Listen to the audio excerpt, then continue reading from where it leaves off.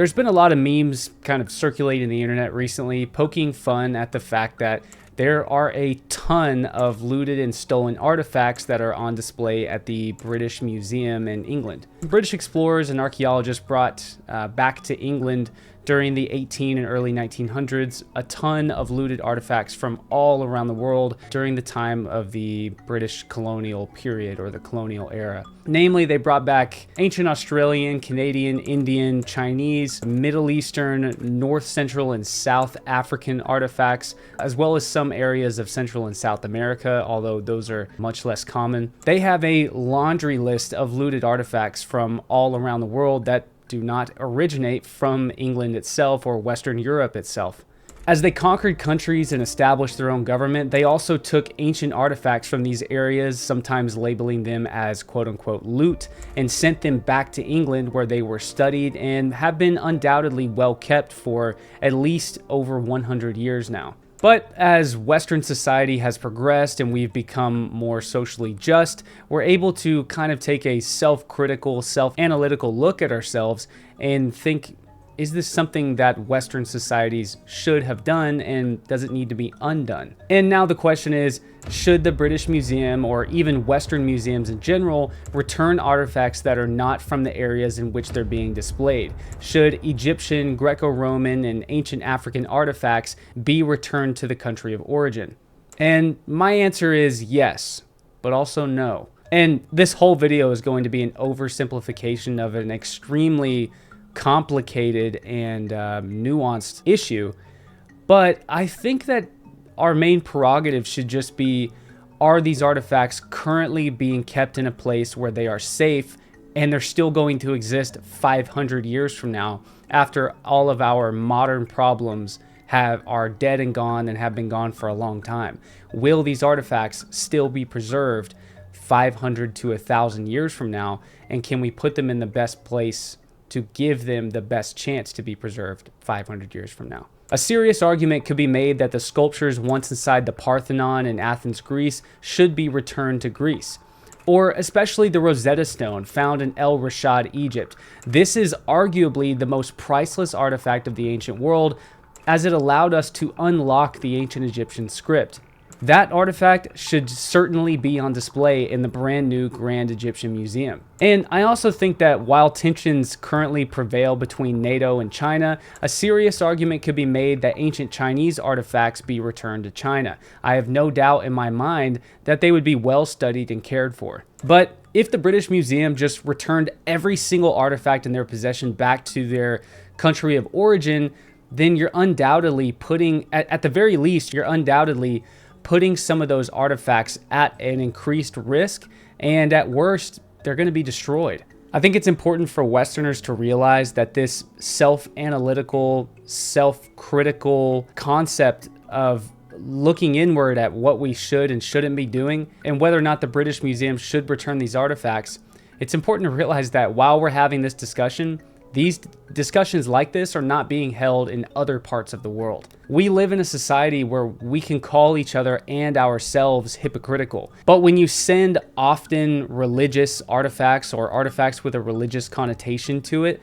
back to their country of origin in a place that is in the middle of religious unrest, you put that artifact at risk of being destroyed. Some of the most priceless ancient artifacts in the entire world were constructed in the ancient Middle East. Babylonia, Assyria, Sumer, Akkad, Israel, I could go on and on. These regions of the world have almost never been stable, and their wars are fueled by religious conflict. And that results in the destruction of priceless artifacts that these people do not have a license to destroy just because they were born in the same region several thousand years later.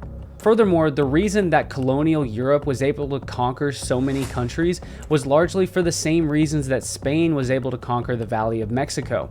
The people of that area were not unified, and infighting was pretty prevalent. The colonists exploited these weaknesses and conquered these areas, establishing their own government and removing artifacts, partly for their own wealth, but also so that they could not be destroyed. But then again, there's a huge dilemma here.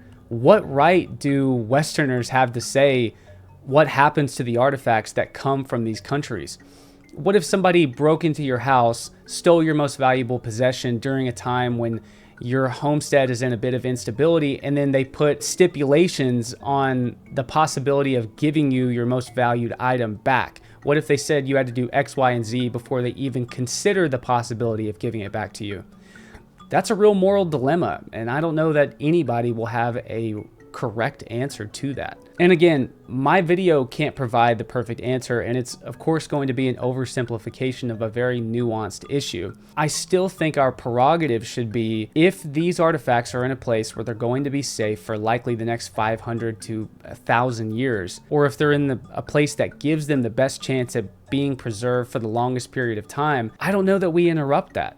I don't know that we allow our modern day issues, things that are happening right now, disagreements is happening right now, to jeopardize these artifacts that are going to live longer than any of us will. That's a really hard argument, and I don't know that a right decision could ever be made. The ancient world belongs to the world, and these artifacts should be put on display for the public to appreciate. If it belongs solely to the people born on the same land 3,000 years later, and they now lived in a tyrannical monarchy, then these artifacts could just end up in a private collection in a certainly not ideal environment.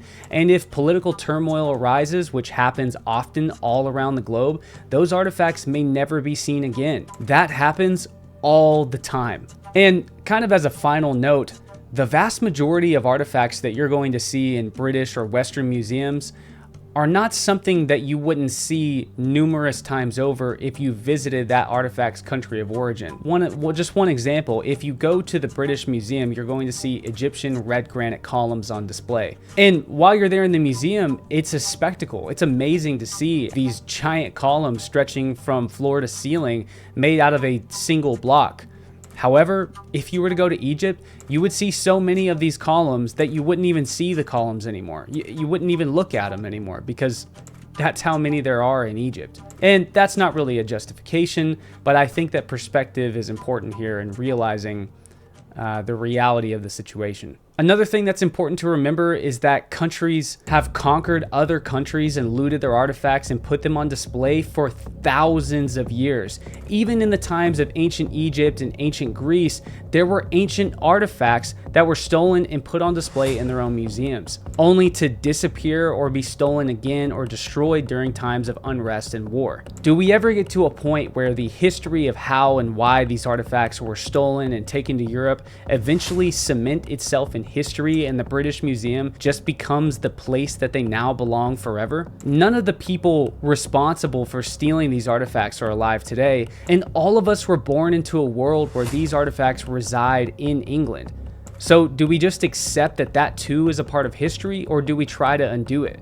And is that a rabbit hole even worth going down? Because that's a 6,000 year long rabbit hole that will never come to an end. Well, those are my thoughts on the topic. I really can't give a fully confident answer as to what the right choice is here. I don't think there is a right choice, and I don't think there's a decision that anyone will come to that everyone will be happy. Because the fact of the matter is that civilizations conquer other civilizations and steal their valuable artifacts for themselves to put on display for themselves. It's just the cycle of the world that we live in.